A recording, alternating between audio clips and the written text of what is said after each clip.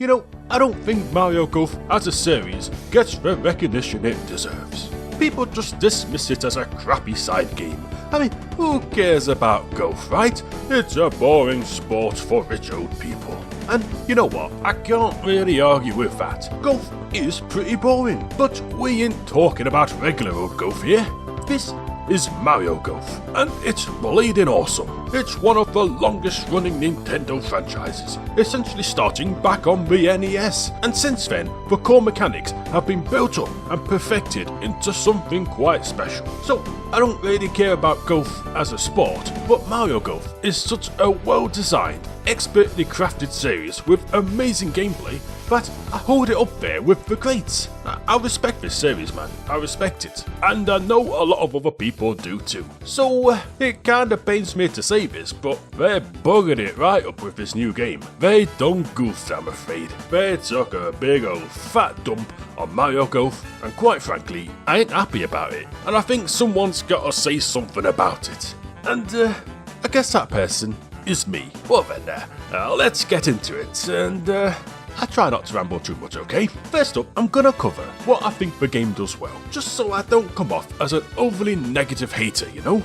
So what do I like about the game? Well, I like the new curve system. See, you can curve a shot multiple times during a swing, so you can weave between obstacles, going left to dodge a tree, and then curve right to get back on the fairway, you know, stuff like that. It's really quite good, and something future games should keep. I also like how the power bar itself will be curved to show how your ball will travel. It's kinda neat. And surprisingly, I think the motion controls are actually really decent. I thought they'd be trash, but I had a lot of fun with them, so that's nice. Also, that speed golf mode is pretty fun. It's certainly not a replacement for the standard golf, but I like it. It's fun, it's chaotic, and I can see it being a blast with some friends. Oh, and the courses themselves are surprisingly decent. But that's about it for the good stuff, I'm afraid.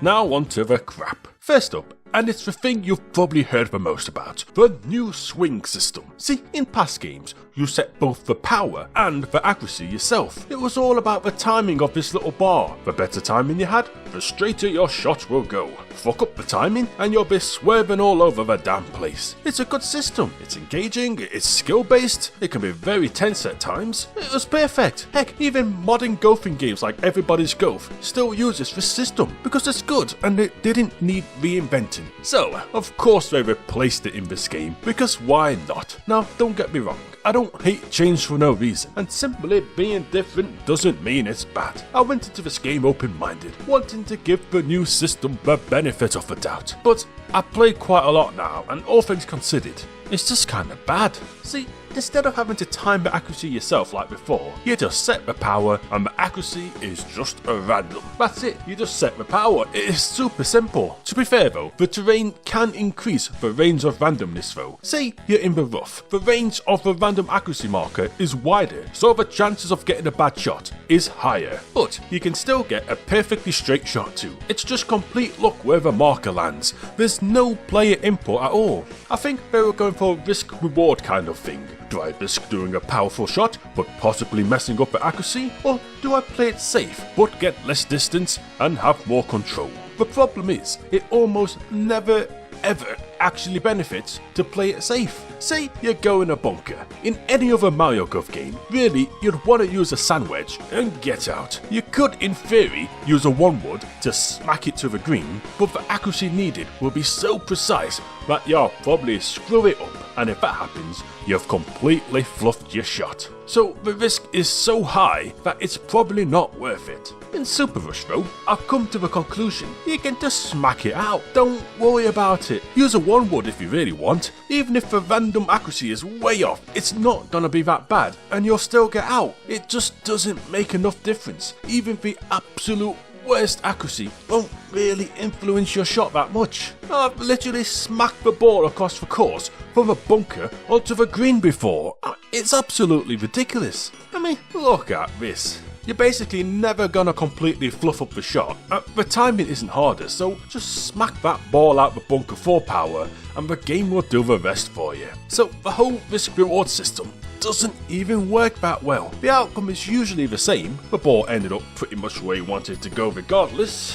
I mean, you're intended to use a sand wedge, but why? There's no point. The whole mechanic just falls apart. I mean really, once you get good at this game, you're basically going to be landing on the fairway most of the time anyway, so all this risk element is completely neglected. I mean, it's just not a good mechanic, I'm sorry. And you know what else is really dumb? The previous 2 games let you use the auto accuracy anyway, a system that is almost identical to how it works in Super Rush, so it's hardly even a new idea. The only difference really is that it was an option. You could turn it off, it wasn't the only way to play. I mean, imagine playing the entirety of Toadstool Tour with the auto accuracy on. I mean, it sounds shit, right? But that's basically this game, to be honest. Also, since they don't remove the flag when putting in this game for some reason, you can do stupid shit like this. I mean, don't aim and just smack the ball as hard as possible, and there's a very decent chance it'll just go in. Physics be damned.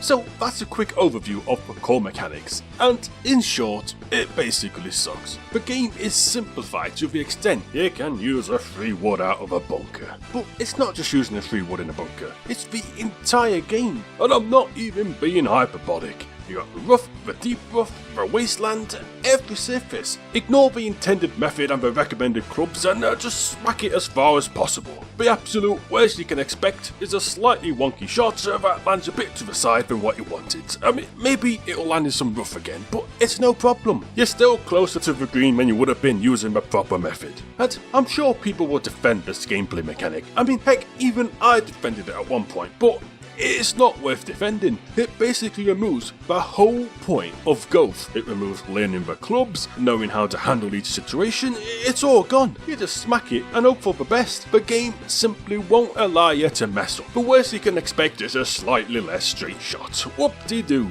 It's the worst possible thing to happen to Mario Golf because it ruins every single aspect of the game. The skill element, the planning element, the timing, the importance of each club, it's all gone. The only thing that comes out unscathed really is the putting. At the most, it's the system you can tolerate, but I highly doubt people familiar with the series can honestly say this is the right direction for the series. But that wouldn't be so bad if the game was bustling with content, but the thing is, there's a complete and utter lack of things to do, and there's seemingly very little polish or effort really put into the game.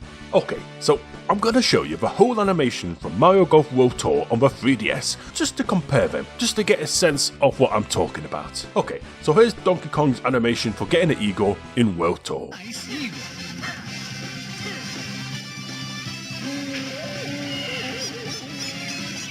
Pretty cool, right? And here's his animation in Super Rush. Nice eagle. Oh, it's okay, I guess. Well, here's animation for getting a birdie in World Tour. And now the same for Super Rush. Yeah, it's the same bleeding animation as an eagle. Talk about lazy. Again, World Tour, Super Rush, World Tour, Super Rush. See how feckin' lame these are. Sorry for showing so many of these, but I just want to get the point across. These animations not only suck, there's way less of them. World Tour had 5 animations per character, and they were absolutely insane with the details too. Each one completely unique to that character. I mean, look at the effort that goes into these. It just brings so much charm to the game. The animations in Super Rush are just lifeless. The bare minimum. Essentially just a little nod or a shrug. I mean, it's just sad. You get a bleeding hole in one, and you get the same animation as you did for a birdie, for God's sake. But I mean, let's be honest, that doesn't change the game that much, does it? The animations looked nice before, but we can manage without them. Maybe they just put the focus on other things, such as, wait a minute. There isn't anything else. This menu is honestly comparable to the infamous Mario Tennis Ultra Smash. I'm not even joking.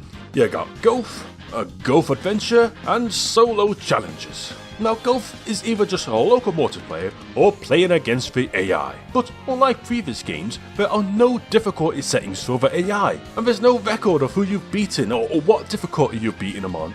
There's nothing at all. The AI is so incredibly stupid that you will get no enjoyment from it.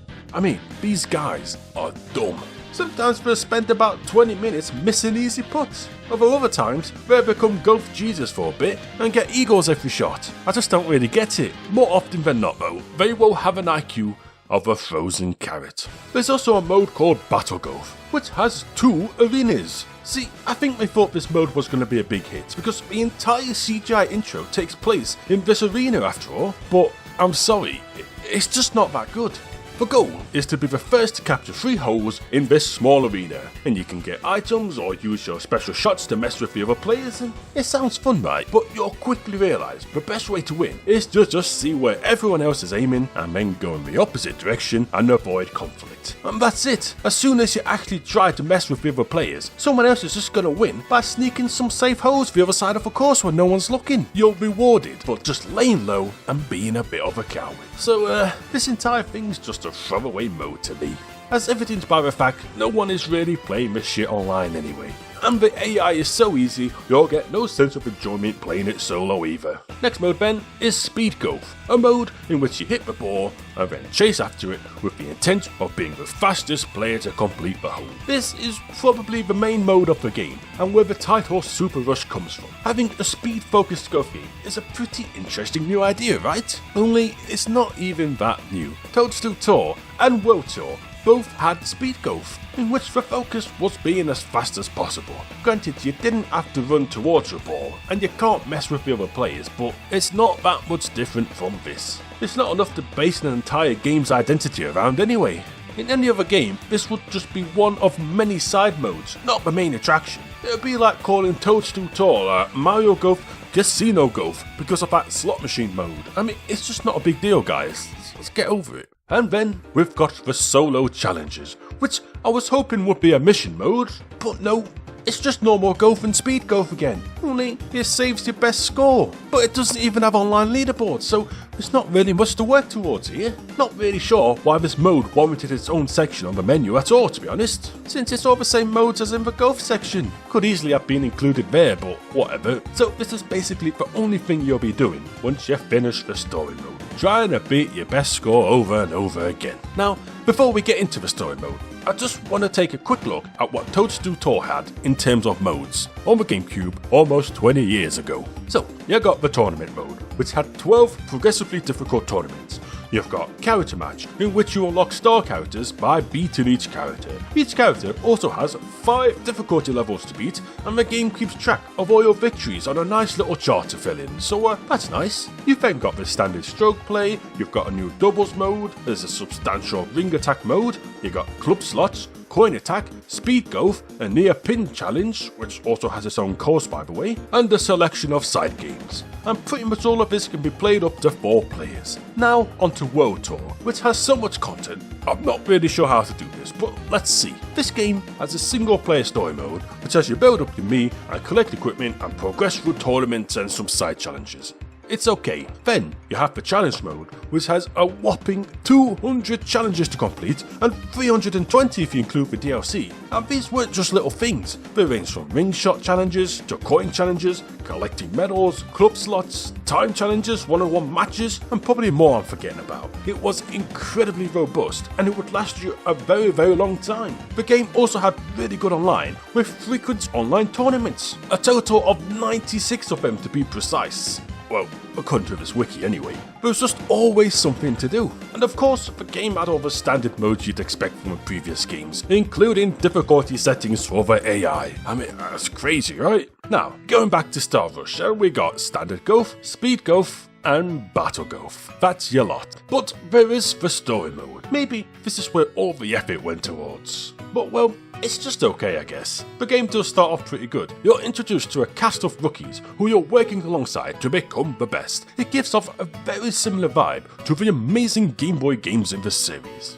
The problem is, it just doesn't keep this up. The characters are built up to seemingly play a major role, but they're almost immediately dropped. Toadette over here is never seen again after the first area. Also worth noting is how feckin' annoying the voice samples are in this mode. Every single text box or animation has a voice sample tied to it. I mean, just listen to this bleeding hammer, bro. It's enough to make anyone go insane.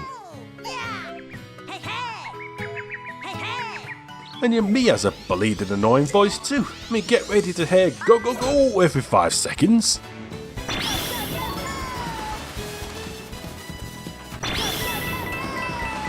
it's pretty rough. The story mode itself though, and it's okay. The opening area is good, has some decent tutorials, and lets you just play some good old golf. What is weird though, is for some reason the game will make you wait for the AI to finish every hole. So you finish your shots, and then you just gotta wait around for a few minutes as they slowly finish. It's a bit weird. Half the time you're not even competing against them, but just for some reason. Usually you just see him teleporting around the green as we take the shots, and it really breaks the immersion a bit. But overall, it's a promising start, and it's pretty fun. But whatever fun you're having is pretty short-lived, as you're quickly met with perhaps the biggest difficulty spike in gaming history, cross-country golf. A mode which has you complete holes in any order, in any route you want, however you want. It's an absolutely amazing idea, but they kinda fucked it up. Just keep in mind, the story mode is to serve as a tutorial. We've only just been taught how to hit the bleeding ball, and that's basically it. We ain't been told about spin or curve or nothing really. And now, the game expects you to hit your balls up cliffs, traversing this awkward course with an incredibly strict shot limit. This is such a massive spike in difficulty that I wouldn't be surprised if more than half of the players drop the game at this point. It's literally a game killer. See, the problem is,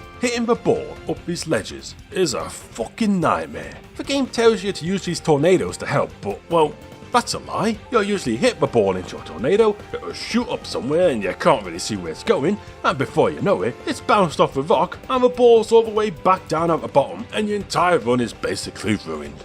It's miserable. And this is coming from someone who's experienced with a franchise. I can only imagine the pain this has caused new players. And you have to do this 4 times in a row.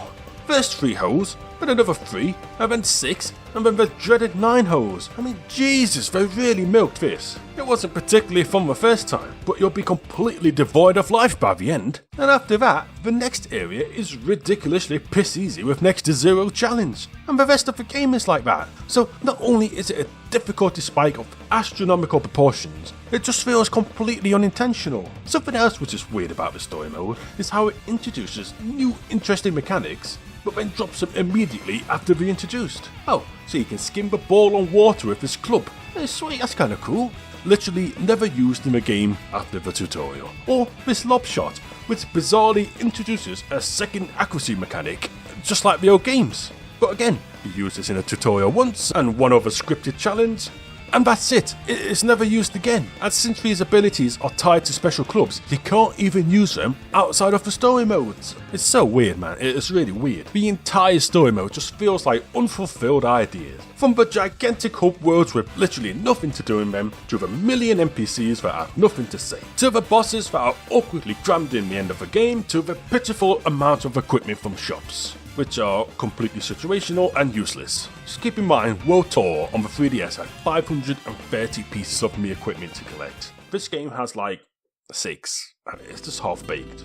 It all just gives the feeling that they had much bigger plans for this mode. I mean really, the story just comes to an end, and it just fizzles out. Is that it? Basically sums it up. You'll feel like you've accidentally missed half of it. The story sucks, the dialogue is beyond bland and confusing, the pacing is bizarre, and really, outside of the boss fights of a terrible cross-country mode, it offers nothing that you couldn't just experience playing the other modes. So I don't think the mode really has that much value. I mean, it's alright I suppose, it lasts about 5 hours or so, and most of that's going to be in cross-country golf to be honest. So, you finish the story mode, you're feeling pretty underwhelmed with that ending, now what do you do?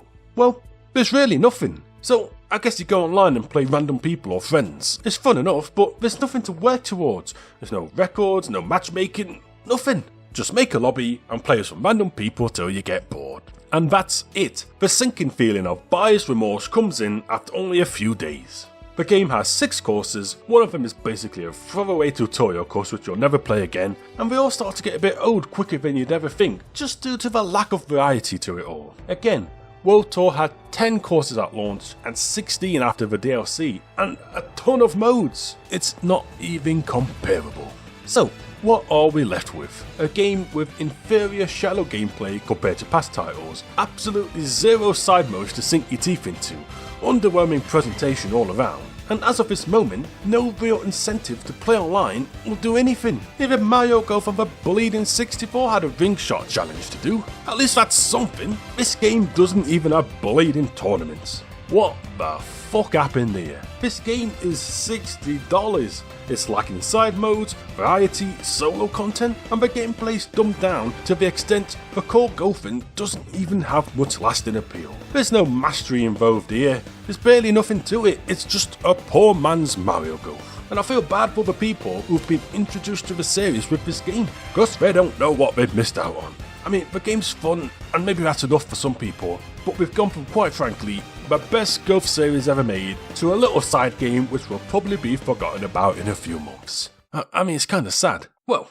now I have to wait 8 months or so for the update to slowly flesh the game out. Can't wait to play new courses months from now, when the online's dead and everybody has already moved on. Huzzah! Anyway, that's me rant. What a disappointing game. Bummed me out. Buy World Tour instead. Bye.